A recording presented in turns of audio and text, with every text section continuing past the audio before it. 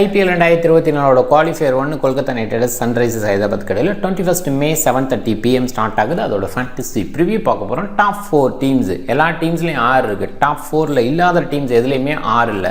KKR, SRH, RR, RCB அப்படின்ற மாதிரி இந்த டாப் 4 டீம்ஸ் இருக்குது. KKRஐ பொறுத்த வரைக்கும் அதிலேயே ஆடுறாங்க.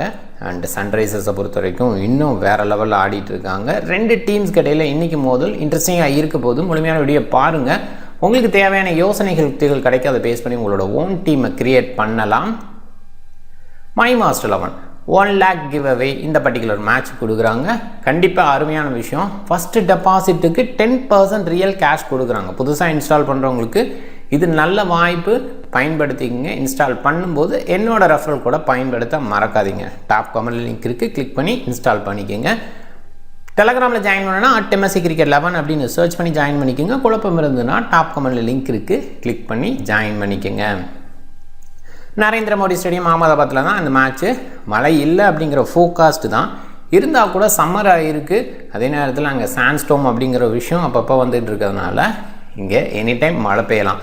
மோஸ்ட் ப்ராபப்லி மழை இல்லை அப்படிங்கிற ஃபோகாஸ்ட் இப்போதைக்கு கூகுளில் பார்க்குறோம். 32 மேட்சுக்கு 13 பேட் ஃபஸ்ட்டு, 18 சேசிங்கு, ஒரு டை மேட்ச்சு. 168 ஆவரேஜும் போது கண்டிப்பாக சூப்பர் பேட்டிங் ட்ராக்னு சொல்லலாம். பட் கொஞ்சம் ஸ்லோவாக இருக்கிற மாதிரி இருக்குது. ஓப்பனர்ஸ் ஓரளவுக்கு டீசெண்டாக விளையாட முடியும். சுப்மன் கில் அதுக்கு எக்ஸாம்பிளாக சொல்லலாம். வேரியேஷன் கொடுக்குற போலை நல்ல அவுட்புட் கொடுக்க முடியும். அதுக்கு மோகித் சர்மாவை எக்ஸாம்பிளாக சொல்லலாம். இந்த பர்டிகுலர் கிரவுண்டில் அவங்க 2 பேரும் சக்ஸஸ்ஃபுல்லாக இருந்திருக்காங்க. இந்த மாதிரி பவுலர் சில பேர் இருக்காங்க, யாருன்னு கொஞ்சம் மைண்ட் பண்ணிக்கிங்க. பேசும்போது கண்டிப்பாக சொல்லலாம். 233க்கு 3 அப்படின்ற ஹை ஸ்கோர் இந்த சீசனில் பதிவாச்சு. அது ஹை ஸ்கோராக இருக்குது. குஜராத் டைட்டன்ஸ் 89க்கு 10 அப்படின்னு லோ ஸ்கோரையும் பதிவு பண்ணியிருக்காங்க. இந்த சீசன் சில நேரங்கள் ரொம்ப ஸ்லோவான ட்ராக்கை கொடுத்துருக்காங்க. நிறைய நேரங்களில் ஈஸியாக பேட்டுக்கு வர மாதிரி ட்ராக்கும் கொடுத்துருக்காங்க. மிக்சடாக இருந்திருக்கு. லாஸ்ட் சீசன் அதுக்கு முதல் சீசனுங்கும் போது ஹை ஸ்கோரிங் கேம் நிறைய இருந்தது அப்படிங்கிறத மைண்ட் பண்ணிக்கிங்க. இன்றைக்கி எப்படி ட்ராக்கை கொடுக்க போகிறாங்க ஆன் டைமில் கிளாரிட்டி எடுத்துக்கலாம்.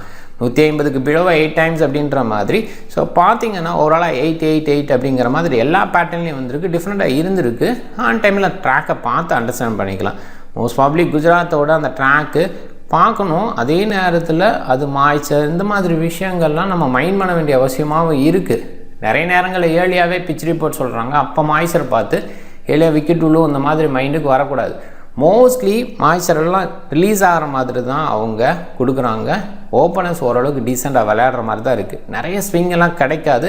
சில நேரங்களில் மட்டும் இந்த ரெயின் ஃபேக்டர், க்ளவுட் கண்டிஷன் இந்த மாதிரி இடத்துல மட்டும் பார்க்கணும்.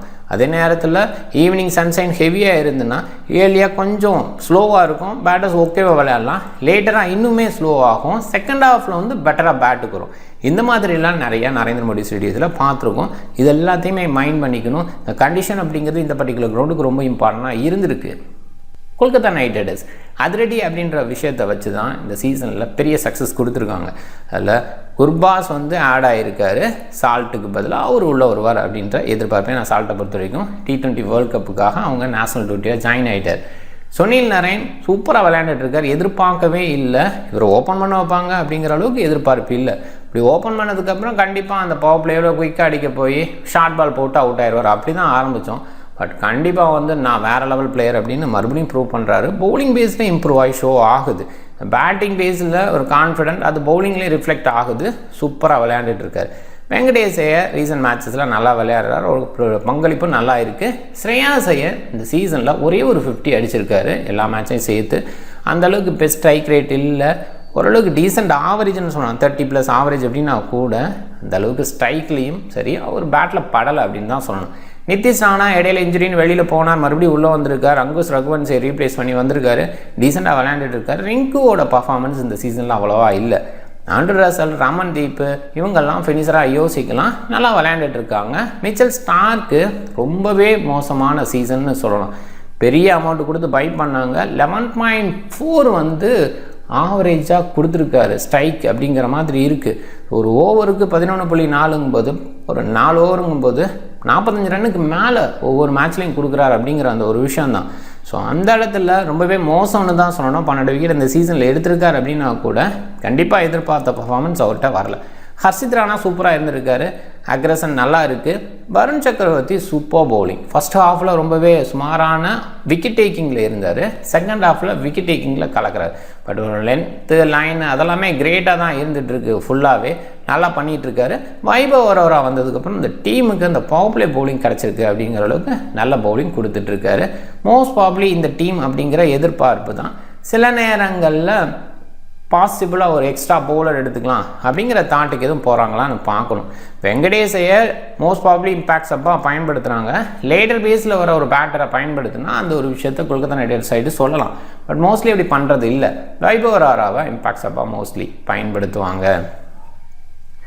Sunrisers Hyderabad Travis Head and நடராஜனை இம்பாக்ட் சப்பாக இந்த டீம் பயன்படுத்திகிட்டு இருக்காங்க. இந்த ஸ்டாப் பண்ணிக்கிறாங்க.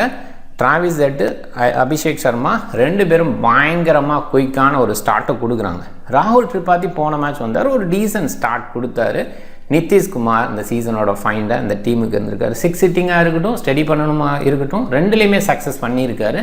ஹென்ரிச் கிளாசன், சன்வீர் சிங், அப்துல் சமாத் அப்படிங்கிற மாதிரி ஃபினிஷிங் ரோலில் சில பிளேயர்ஸை வச்சுருக்காங்க. அதில் கிளாசனோட ஃபினிஷ் அப்படிங்கிறது கிளாஸாக இருக்குது, சூப்பராக பண்ணிகிட்ருக்காரு. சபாஸ் ஆகும்போது டீசெண்டான பேட்டிங் கொடுக்க முடியும். லெஃப்ட் ஆர்ம் ஆர்த்தடாக்ஸ், பேட் கமின்ஸும் குயிக் ஹிட்டிங் அப்படின்ற இடத்துல சக்ஸஸ்ஃபுல்லாக இருந்திருக்காரு. ஓரளவுக்கு டெப்த் இருக்கிற யூனிட்னு சொல்லலாம் பேட்டிங் பேஸில். அதனால தான் அவங்க அதிரடியாக ஸ்டார்ட் பண்ணுறாங்க. அந்த அதிரடியை தொடர்ந்து எடுத்துகிட்டும் போகிறாங்க. ஃபியர்லெஸ் கிரிக்கெட் விளையாடுறாங்க. அண்ட் விக்கெட் டேக்கிங் பேஸில் இருக்கிற பவுலர்ஸையும் எடுக்கிறாங்க. புவனேஸ்வர் இந்த மாதிரி இடத்துல வேரியேஷன் கொடுத்து விக்கெட் எடுக்க முடியும். பார்க்கணும். அகமதாபாத்தில் சக்ஸஸ்ஃபுல்லாக இருந்திருக்காரு. அண்ட் விஜயகாந்த், வியாஸ்காந்த் பொறுத்த வரைக்கும் சூப்பர் பவுலர். கன்சிஸ்டன்ட் அப்படின்றது கண்டிப்பாக இவர்கிட்ட இருக்குது. இன்னுமே ஐபிஎலுக்குள்ளே என்ட்ரு ஆகலை, அந்த பாயிண்ட் பார்க்கணும். நடராஜன் டீசெண்டான பவுலிங், யாருக்கு லென்த்து அண்ட் வேரியேஷன் வெரைட்டி கொடுக்குறாரு. எண்டோர் பவுலர்ஸுக்கு சக்ஸஸ் கிடைக்கிறதுக்கு பிச் ரொம்ப டவுனாக இருக்குது. அந்த மாதிரி இடத்துல நல்லா அவுட்புட் கொடுக்க முடியும். பார்த்துக்கலாம். கேகேஆரோட பேட்டிங் ஆட சில நேரங்களில் கெஸ் பண்ண முடியாமல் இருந்திருக்கு. அண்ட் ஒரு பாயிண்டில் ரகுவன்சி இருக்கும்போது ஓரளவுக்கு கெஸ் பண்ணுற அளவுக்கு இருந்தது. காரணம் ரைட் ஹேண்டர் அவுட் ஆகும்போது ரகுவன்சி இறங்குவார், லெஃப்ட் ஹேண்டர் அவுட் ஆகும்போது அப்போ வெங்கடேஷ் ஐயர் போயிடுவார் அப்படின்னு பார்த்தோம். இப்போ நிதிஷ் ராணா வந்ததுனால லெஃப்ட் ஹேண்டர் இன்க்ளூஷன் இங்கே நம்பர் 3 வெங்கடேஷ் ஐயரே தொடர்வாரா, இல்லை ஸ்ரேயாஸ் ஐயர் நம்பர் 3க்கு போவாரா அந்த கேள்வி வருது. ஸ்ரேயாஸ் ஐயர் நம்பர் 4 விரும்புகிறார். நம்பர் 4 ஸ்பாட்டில் மேக்ஸிமம் இருக்கார் அப்படின்றதுனால அப்படியே இருக்கும். மோஸ்ட்லி மாற்றம் இருக்காது இந்த பேட்டிங் ஆர்டர் அப்படின்றது நம்பிக்கை. பவுலிங் பேஸில் யோசிக்கும் போது பவுலர்ஸு சுனில் நாராயண் டாப்பில் அவர் வீசுவார் நிறைய ஓவர். ஆண்ட்ரூ ரசல் சப்போர்ட் பண்ணுவார். ஸ்டார்க்கு ஹர்ஷித் ராணா, வருண் சக்கரவர்த்தி, வைபவ் ஓவரா இவங்கெல்லாம் ஆப்ஷனாக இருக்காங்க. இதில் ஃபுல் கோட்டான்னு யோசிக்கிற இடத்துல கண்டிப்பாக சுனில் நாராயண் அவரோட முழுமையான கோட்டை வீசுகிறார். ஹர்ஷித் ராணா நல்லா வீசுனால அவருக்கான முழுமையான ஓவர் கிடைக்கும். வருண் சக்கரவர்த்தி அந்த இடத்துல பார்க்கலாம். மிச்சல் ஸ்டாருக்கு இந்த கண்டிஷன் பேஸில் ஏதாவது ஸ்விங் கிடைக்குது, இது மாதிரி இருந்ததுன்னா கண்டிப்பாக ஏர்லி சக்ஸஸ் கிடைக்கும். அந்த ஏர்லி சக்ஸஸ் கிடைச்சதுன்னா அவர் நிறைய ஓவர் வீசுவார் அப்படின்னு எதிர்பார்க்கலாம். எண்ட் ஓவரில் ஸ்டார்க் அண்டு ஹர்ஷித் ராணா மேலே எதிர்பார்ப்பு இருக்குது. சன்ரைசர்ஸ் ஹைதராபாத் மோஸ்ட் ப்ராபப்லி இந்த ஆர்டரில் தான் போவாங்க. மேக்ஸிமம் பெரிய மாற்றங்கள் செய்யறது இல்லை. குயிக்காக ஆடணும், டாப் ஆர்டர் ஸ்டடி பண்ணிட்டாங்க, இன்னிங்ஸை பில்ட் பண்ணிட்டாங்க அப்படின்னா ஹென்ரிச் கிளாசனோட ப்ரொமோஷன் இருக்கும். பவுலிங் பேஸில் யோசிக்கும் போது நிதிஷ்குமார் சப்போர்ட் பண்ணுறாரு, கூட சபாஸ் Ahmed, bad Cummins, Bhubaneswar, Viyaskanth and Natarajan இவங்கெல்லாம் ஃபுல் கோட்டாகவே வீசிடுறாங்க. எண்டோர் அப்படின்னு பார்க்கும்போது Bhubaneswar and Natarajan side mostly போகிறாரு. சில நேரங்களில் கம்மின்ஸ் இருக்கிறதுக்கான வாய்ப்பு இருக்குது. ஸ்டேட்ஸ்னு பார்க்குற இடத்துல குர்பாஸ் 2 மேட்ச் விளையாண்டு 2லையுமே டக் அவுட் ஆகிருக்காரு. ஸோ அதை பார்க்கணும். சுனில் நாராயண் ஆவரேஜ் 9 தான். வெங்கடேஷ் ஐயரோட ஆவரேஜ் 7.5 தான். ஸ்ரேயாஸ் ஐயர் அதுக்கு மேலே பாட்டமில் இருக்கிற பிளேயர்ஸ் டபுள் டிஜிட் ஆவரேஜ் வச்சுருக்காங்க, டீசெண்டாக இருந்திருக்காங்க அப்படின்னு சொல்லலாம். கேகேஆர் பவுலிங் எஸ்ஆர்ஹெச்சுக்கு எகென்ஸ்டா அப்படின்ற இடத்துல சுனில் நாராயண் அவ்வளோ பெஸ்ட்டாக இருந்ததில்லை. ஏன்னா ஸ்பின்னர்ஸை ஹேண்டில் பண்ணுவாங்க. எஸ்ஆர்ஹெச் பேட்டர்ஸ் எப்பயுமே மேக்ஸிமம் அப்படி தான் இருப்பாங்க. பட் இந்த சீசனில் அது கொஞ்சம் டிஃப்ரெண்ட், மைண்ட் பண்ணிக்கோங்க. ஏன்னா எவ்ரி டைமும் ஸ்பின்னர்ஸை ஹேண்டில் பண்ணுற பேட்டர் வார்னர் மாதிரி பிளேயர் மேலே இருப்பாங்க. அதெல்லாம் நம்ம பார்த்துருக்கோம். சிக்கர் தவான் ஒரு சீசனில் இருந்துகிட்டு இருந்தார், வில்லியம்சன் இருந்துகிட்டு இருந்தார், இந்த மாதிரிலாம் பார்த்துருக்கோம். இப்போ இருக்கிற பேட்டர்ஸ் அதிரடியாக போகிறாங்க. கண்டிப்பாக சுனில் நாராயண் பெட்டர் பர்ச்சேஸ் பண்ண முடியும். இந்த ஸ்ட்ரைக் ரேட் சுமார்னு தான் சொல்லணும். ரசல் நல்லா இருந்திருக்காரு. கண்டிப்பாக எஸ்ஆர்ஹெச்சுக்கு எகென்ஸ்டா அப்படின்ற வகையில் எண்டோஸ் நிறைய டைம் பவுல் பண்ணும்போது விக்கெட்ஸ் எடுத்திருக்காரு. ஸ்டார்க் அவ்வளோ பெஸ்ட் இல்லை. ஹர்ஷித் ராணா கண்டிப்பாக 2 மேட்ச்சில் 4 விக்கெட்டுங்கும் போது நல்ல நம்பர் தான் சொல்லணும். வருண் அவ்வளோ பெஸ்ட்டாக இல்லை. ஏற்கனவே நான் சொன்ன மாதிரி ஸ்பின்னர்ஸு எஸ்ஆர்ஹெச்சுக்கு எகென்ஸ்டாக பெஸ்ட் சக்ஸஸை கொடுத்ததில்லை. அது இந்த நம்பர் சொல்லுது. வைபவ் ஓவரா டீசெண்டான purchase. KKR batting Narendra Modi ஸ்டேடியத்தில் அப்படின்னு பார்க்கும்போது குர்பாஸ் ஒரு மேட்ச் விளையாண்டு 15 அடிச்சிருக்காரு. சுனில் நாராயண் 3 மேட்ச் விளையாண்டு 3லேயுமே டக் அவுட். அதை பாருங்கள். வெங்கடேஷ் ஐயரை பொறுத்த வரைக்கும் 83 ஆவரேஜ், நல்ல நம்பர். மேக்ஸிமம் வெஸ்டர்ன் சைடில் டீசெண்டாக விளையாடு, மும்பையாக இருக்கட்டும் இல்லை அகமதாபாத்தாக இருக்கட்டும் இல்லை நல்லா விளையாண்டுருக்காரு. நிதிஷ் ராணா டீசெண்டாக இருக்கார். இங்கே ரிங்கு அப்படின்னு பார்க்கும்போது 48 நாட் அவுட் அப்படின்ற அந்த ஹை ஸ்கோர் இருந்திருக்கு. இதில் ஆண்ட்ரூ ரசலை பொறுத்த வரைக்கும் 19 தான் average. KKR bowling Narendra Modi ஸ்டேடியத்தில் அப்படின்னு பார்க்கும்போது சுனில் நாராயண் 4 மேட்ச்சில் 7 விக்கெட்டு. ஸோ அங்கே நம்பர் அவ்வளோ கிரேட்டாக இல்லை, பட் ஸ்டேடியத்தில் பெட்டராக இருந்திருக்கு, அதை கொஞ்சம் மைண்ட் பண்ணிக்கோங்க. ரசல் அங்கே பெஸ்ட்டாக இருந்திருக்காரு, எஸ்ஆர்ஹெச்சாக பெஸ்ட்டாக இருந்திருக்கு, பட் கிரவுண்டில் பெஸ்ட்டாக இல்லை. ஸ்டார்க்கு ஒரு மேட்ச்சில் 3 விக்கெட். அவருமே ஓவரால் நம்பர் இந்த சீசனில் பெஸ்ட்டாக இல்லாட்டியும் இங்கே வந்து சக்ஸஸ் பண்ணியிருக்காரு. வருண் சக்கரவர்த்தி 3 மேட்ச்சில் 1 விக்கெட்டு. எஸ்ஆர்ஹெச் பேட்டிங் கேகேஆர்னு பார்க்கும்போது டிராவிஸ் ஹெட் ஒரு மேட்ச்சு அகேன்ஸ்ட் கேகேஆர் அது 75 நாட் அவுட்னு இருந்திருக்காரு. அபிஷேக் சர்மா அவ்வளோ பெஸ்ட்டாக இல்லை, இந்த சீசனில் தான் அவரோட பெஸ்ட்டு ஷோ ஆகுது. ஓவராலாக ஒரு கன்சிஸ்டண்ட்டை கூட ஷோ பண்ணுறாரு அப்படின்ற அளவுக்கு இருந்துக்கிட்டு இருக்கு. ராகுல் Tripathi nearly 30 average. Heinrich Klaasen 66.5. அவர் எப்பயுமே இந்த ஃபினிஷிங்கில் மேக்ஸிமம் நாட் அவுட்ஸ்லேயும் முடிக்கிறார் அப்படின்றதுனால அந்த ஆவரேஜ் ஹை லெவலில் இருக்கும். Abdul Samad decent average. சபாஸ் அவ்வளோ பெஸ்ட் இல்லை. எஸ்ஆர்ஹெச் பவுலிங் கேகேஆருக்கு எகென்ஸ்டாக பார்க்கும்போது சபாஸ் 6 மேட்ச் விளாண்டு விக்கெட் எடுக்கல. Pat Cummins 3 match 3 wicket. Bhuvneshwar 28க்கு 32 விக்கெட்டு. நடராஜன் 8 மேட்ச்சில் 14. நடராஜன் நல்லா பண்ணியிருக்காரு against KKR.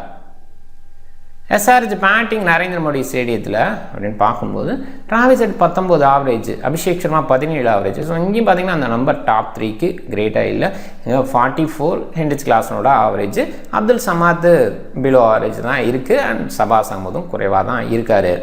SRH bowling Narendra Modi stadium அகமதாபாத்லன்ற இடத்துல சபாஸ் 3 மேட்ச்சில் 2 விக்கெட்டு. பேட் கமின்ஸ் 3 மேட்ச்சில் 6 விக்கெட்டு. பார்த்தீங்கன்னாவே தெரியும் வேரியேஷன் வெரைட்டி இருக்கிற பவுலர். பேட் கமின்ஸ் அந்த மாதிரி டைப் ஆஃப் பவுலர் தான், ரொம்ப பேஸ் கிடையாது. ஸோ ஓரளவுக்கு டீசென்ட் பேஸ் வீசக்கூடிய எபிலிட்டி இருக்குது. இருந்தால் கூட அவரோட ஸ்ட்ரென்த்துன்னு பார்க்கும்போது அந்த வேரியேஷன் தான். நிறைய ஆர்கலேருந்து போட்டு விக்கெட் எடுக்கணும் இந்த மாதிரிலாம் அவரோட இது இல்லை. வேரியேஷன் கொடுக்குற பவுலர் அதில் சக்ஸஸ் அது வந்து நரேந்திர மோடி ஸ்டேடியம் எப்பயுமே கொடுக்கும். புவனேஸ்வரும் அந்த மாதிரி கைண்ட் ஆஃப் பவுலர் தான், இனிஷியல் ஸ்விங் பண்ணக்கூடிய பவுலர், அதில் டவுட்டே இல்லை. பட் லேட்டர் பேஸில் நக்கிள் பால்ஸு, இன்னும் சொல்லப்போனால் வேர்ல்டு கிரிக்கெட்டில் நிறைய நக்கிள் பால்ஸை ஆரம்பத்தில் பயன்படுத்தின ஒரு பவுலர், இன்ட்ரடியூஸ் பண்ண பவுலர்னே சொல்லலாம் புவனேஸ்வர் குமார். ஸோ அந்த டைப் ஆஃப் பவுலருக்கும் விக்கெட் விடுவது ஒரு 5 எடுத்திருக்காரு, ஒரு 4 எடுத்திருக்காரு அப்படின்றது இருக்குது. இங்கே நடராஜன் டீசெண்டான பவுலிங், ஒரு மேட்ச்சில் 1 விக்கெட்டு. கேகேஆர் பேட்டர் எஸ்ஆர்ஹெச் பவுலர்ஸுக்கு எகென்ஸ்டாக அப்படின்னு பார்க்கும்போது சுனில் நாராயண் புவனேஸ்வருக்கு எகென்ஸ்டாக 2 டைம்ஸ் அவுட் ஆயிருக்காரு. வேரியேஷனுக்கு கண்டிப்பாக விட முடியும். அண்ட் இன்னொரு பக்கம் சபாஸ் அகமது ஒரு டைம் எடுத்திருக்காரு ஸ்ரேயாஸை. லெஃப்ட் ஆர்ம் ஸ்பின்னர்ஸ்க்கு எகென்ஸ்டாக கஷ்டப்பட்டிருக்காரு. அண்ட் ஸ்ரேயாஸை ஸ்பின்னர்ஸை ஹேண்டில் பண்ணுவார், நல்லா ஹேண்டில் பண்ணுவார். பட் கொஞ்சம் த்ரூ த லைன் அடிக்க பார்ப்பார். ஸோ அதையும் மைண்ட் பண்ணிக்கணும். அதனால தான் புவனேஸ்வருக்கு எகென்ஸ்டாக 3 டைம்ஸ் அவுட் ஆகிருக்காரு. நிதிஷ் ராணா நடராஜனுக்கு எகென்ஸ்டாக 3 டைம்ஸ். ஸோ இது பார்க்கணும், நிதிஷ் ராணா எஸ்ஆர்ஹெச் பவுலர்ஸுக்கு எகென்ஸ்டாக கொஞ்சம் வீக்காக இருந்திருக்காரு. மேக்ஸிமம் எல்லா பவுலர்ஸ்டையும் அவுட் ஆகிருக்காரு, அதை பார்க்குறோம். அண்ட் ரிங்கு நடராஜனுக்கு எகென்ஸ்டாக 3 டைம்ஸ் கஷ்டப்பட்டுருக்காரு. யார்க்கர் லென்த் நிறைய நேரம் வேகமாக அடிக்க முயற்சி பண்ணி யார்க்கராக விழும்போது சில நேரங்களில் மாட்டியிருக்காரு, அதை கொஞ்சம் பார்த்துக்குங்க. எஸ்ஆர்ஹெச் பேட்டர்ஸ் கேகேஆர் பவுலர்ஸுங்கிற இடத்துல அபிஷேக் சர்மா, ஆண்ட்ரூ ரசல்.